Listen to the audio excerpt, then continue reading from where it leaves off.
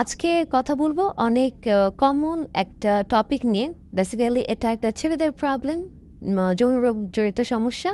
এটা হচ্ছে দ্রুত বীর্যপাতের সমস্যা অথবা প্রি ম্যাচিউর ইজাকুলেশন নামে আমরা যেটাকে ইন্ট্রোডিউস করি। অনেকেই মনে করেন আপনারা যে আমার দ্রুত বীর্যপাত হয়ে যাচ্ছে, আমি কাঙ্ক্ষিত সময় পর্যন্ত ধরে রাখতে পারছি না, আমার ওয়াইফকে আমি স্যাটিসফাইড করতে পারছি না, এরপর আমি কি করব, এই বুঝি আমার জীবন শেষ হয়ে গেল। কখন এটাকে আমরা আসলে ডিজিজ হিসেবে নিব, দ্যাট মিন্স কতটা সময় পর্যন্ত আপনি ধরে রাখতে পারছেন সেটা একটা ব্যাপার, এবং কতটা দিন ধরে আপনার এই ধরনের প্রবলেমটা চলছে সেটাকে আসলে বুঝতে হবে। তাহলে আপনি বুঝতে পারবেন এটা আপনার দ্রুত বীর্যপাতজনিত সমস্যা নাকি অন্য কিছু। এই ধরনের সমস্যাগুলো যদি আপনার 6 মাস বা 6 মাসের অধিকতর সময় ধরে চলতে থাকে তাহলে এটাকে প্রিম্যাচিউর ইজাকুলেশন বলা যাবে। কিছু ব্যাপার বলে নিতে চাই। অনেকেই আছেন যারা আপনারা একটা লম্বা সময় পর পর দেখা যায় যে ইন্টারকোর্সের জন্য মিলিত হচ্ছেন, সেই ক্ষেত্রে কিন্তু প্রথমবার যখন আপনি মিলিত হচ্ছেন সেই ক্ষেত্রে আপনার দ্রুত বীর্যপাত হতেই পারে। অনেকেই আছেন যারা হয়তো বা স্ত্রী থেকে কিছুটা দূরে থাকেন, কাজের খাতিরে বা অন্যান্য কোনো কারণে হয়তো এক একজন এক এক শহরে থাকেন। সেই ক্ষেত্রে একটা সময় পর পর একটা হয়তো 2 সপ্তাহ বা 1 মাস পর পর আপনি আপনার সঙ্গিনীর সাথে মিলিত হচ্ছেন। সেই ক্ষেত্রে দেখা যেতে পারে যে আপনি যখনই আপনার সঙ্গিনীর কাছে যাচ্ছেন সেই ক্ষেত্রে কিন্তু প্রথমবার বা দ্বিতীয়বার পর্যন্ত আপনার এই ধরনের দ্রুত বীর্যপাতের মতো সমস্যাগুলো হতে পারে। কিংবা এমন হতে পারে যে আপনি মনের ভিতরে অনেক ধরনের এক্সাইটমেন্ট তৈরি হচ্ছে, আপনি আপনার সঙ্গিনীর সাথে আজকে রাত্রে মিলিত হবেন, এটা নিয়ে আপনি বিভিন্ন ধরনের কল্পনা করছেন, বিভিন্ন ধরনের প্ল্যানিং করছেন, এক্সাইটমেন্ট ফিল করছেন আপনার মধ্যে। সো যখনই আপনি রাত্রেবেলা যখন আপনার সঙ্গিনীর কাছে যে মিলিত হলেন তখনই দেখা গেল যে আপনি নিজেকে স্যাটিসফাইড করার আগে বা আপনার ওয়াইফকে স্যাটিসফাইড করার আগে আপনার বীর্যপাত হয়ে যাচ্ছে। সো এই ধরনের জিনিসগুলো কিন্তু আমরা অনেক ক্ষেত্রেই নোটিস করি।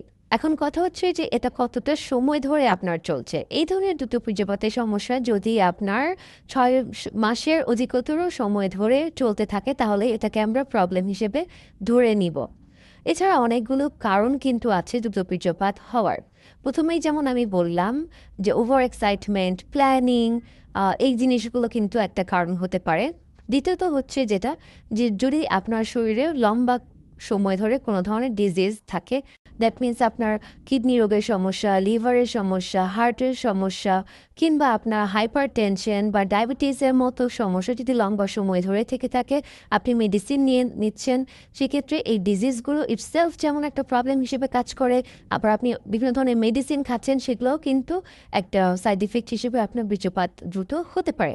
সেকেন্ড যেটা বলবো, যদি প্রিভিয়াসলি আপনার সেক্সুয়াল অ্যাসল্টের কোনো ধরনের হিস্ট্রি থাকে, অপ্রাপ্ত বয়সে যদি কেউ সেক্সুয়াল ইন্টারকোর্স শুরু করে থাকেন, এগুলোও কিন্তু অনেক বড় কারণ হিসেবে আমরা ধরে নিচ্ছি।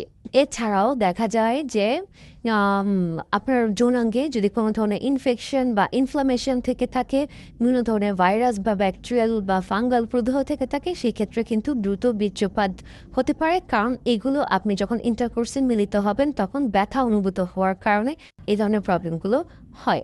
সো যে কারণেই হোক না কেন, ট্রিটমেন্টটা আসলে ইম্পর্ট্যান্ট। যুগ যুগ ধরে কিন্তু এই ধরনের প্রবলেমগুলো ট্রিটমেন্ট চলে আসছে, বাট আমি আজকে কথা বলবো আপনাদেরকে সাথে অ্যাডভান্স যে ট্রিটমেন্টগুলো আছে সেগুলো নিয়ে। যখন আমার কাছে পেশেন্টরা আসেন আমি সাধারণত কিছু ইনভেস্টিগেশনস করিয়ে নিই, দেখার জন্য তার হরমোনাল ইমব্যালেন্স আছে কিনা, কোনো ধরনের কোনো ব্লক আছে কিনা। এরপর তার ভাইটালসগুলো আমরা দেখার পর যেটা করতে হয় সেটা হচ্ছে যে আমরা সাধারণত পেশেন্টকে কাউন্সেলিং করি প্রিম্যাচিউর ইজাকুলেশনের জন্য, এবং আমরা কিছুটা ফুড সাপ্লিমেন্ট পেশেন্টকে দিয়ে থাকি, কারণ যদি এনার্জি না থাকে এই ধরনের প্রবলেমগুলো কিন্তু অনেক ক্ষেত্রেই আমরা দেখি।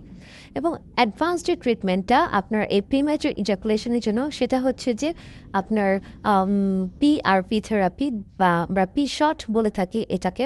এক্ষেত্রে আমরা পেশেন্টের ব্লাড কালেকশন করার পর এটাকে সেন্ট্রিফিউজ করে হোয়াইট ব্লাডটা এবং রেড ব্লাডটা আলাদা করে নিচ্ছি, এবং এই যে হোয়াইট ব্লাডটা, এই হোয়াইট ব্লাডের মধ্যে প্রচুর পরিমাণে প্লেটলেট থাকে।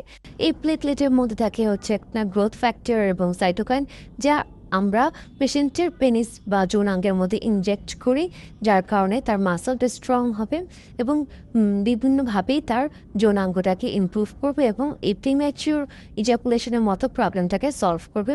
তাছাড়া প্রয়োজন অনুযায়ী আমরা শক ওয়েভ থেরাপিও পেশেন্টকে দিচ্ছি। প্রিম্যাচুর ইজাকুলেশনের জন্য আরেকটা ইম্পর্টেন্ট ব্যাপার হচ্ছে কিছু এক্সারসাইজ। এই এক্সারসাইজগুলো আমাদের যে ফিজিওথেরাপিস্ট আছেন উনি পেশেন্টদেরকে শিখিয়ে দিবেন। এর মধ্যে ইম্পর্টেন্টগুলো হচ্ছে আপনার stop and start technique, women on the top technique, squeeze technique অথবা মিউচুয়াল মাস্টারবেশনের মতো বিভিন্ন ধরনের টেকনিকগুলো আছে, যেটা আসলে প্রিম্যাচুর ইজাকুলেশনটা হচ্ছে আপনার কিছুটা কাউন্সেলিং, কিছুটা এক্সারসাইজ, কিছুটা লাইফস্টাইল মডিফিকেশনস এবং আপনার কিছু অ্যাডভান্স ট্রিটমেন্টের মাধ্যমে সম্পূর্ণরূপে ট্রিটমেন্ট করে সারা সম্ভব। আই হোপ আমার ভিডিওটা কিছুটা হলেও আপনাদের হেল্পফুল হবে। ধন্যবাদ সবাইকে।